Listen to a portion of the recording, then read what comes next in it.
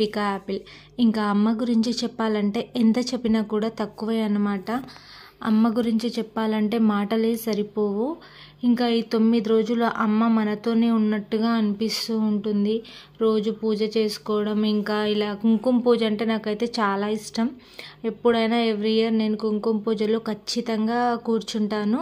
అమ్మవారికైనా ఇంకా గణేష్కైనా 9 days అయితే ఇంకా ఎక్కడ పూజలు జరిగినా వెళ్తాను. ఎందుకో ఇదొక ఆనందం అనిపిస్తుంది అనమాట. ఇలా పూజ చేస్తుంటే అమ్మ పక్కన ఉన్నట్టుగా అనిపిస్తూ ఉంటుంది. ఇంకా బాధ ఏంటంటే తొందరగా గడిచిపోతుంది అనమాట. ఊరిగా నార్మల్ డేస్లో అయితే అసలు డేసే గడిచిపోయినట్టు అనిపించదు. ఇలాంటి పూజలు ఈ టైంలో మాత్రం తొందరగా గడిచిపోతుంది. అప్పుడే కొంచెం బాధగా అనిపిస్తుంది, ఇన్ని రోజులు అమ్మ మనతో ఉండి వెళ్ళిపోతే అయితే. సో మొత్తానికైతే మా పూజ అయితే చాలా బాగా జరిగింది.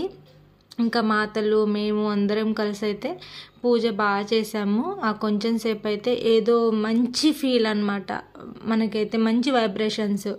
ఎట్లా అంటే అమ్మ ఉంది, మనం అమ్మ పక్కనే ఉన్నాం, అమ్మ చూస్తుంది మనల్ని అన్నదైతే ఒక ధైర్యం, ఒక నమ్మకం.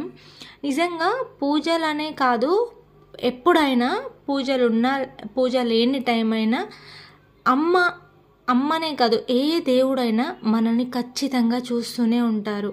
మనం ఇలా పెట్టినప్పుడు మాత్రమే కాదు, ఖచ్చితంగా దేవుడైతే ప్రతి ఒక్కటి అబ్జర్వ్ చేస్తూనే ఉంటాడు, చూస్తూనే ఉంటారు. దేవుడు ఏం చేయడం లేదని బాధపడకండి. అన్నిటికీ ఒక టైం రావాలి.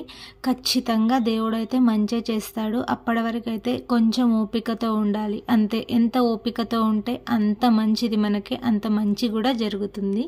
ఇంకా నాకు ఇష్టమైన మాత, ఈ మాతతో అయితే ఇంకా నేను కొంచెం సేపు మాట్లాడేసి ఇంకా తర్వాత అయితే అమ్మ దగ్గరికి వెళ్ళాను. ఇంకా అమ్మకైతే మంచిగా మొక్కుకున్నాను. నా బాధైనా సంతోషమైన నేను అమ్మకే చెప్పుకుంటాను, ఇంకెవరికి చెప్పుకోను. మీరు కూడా అమ్మకు ఒకసారి మొక్కుకోండి. Bye friends.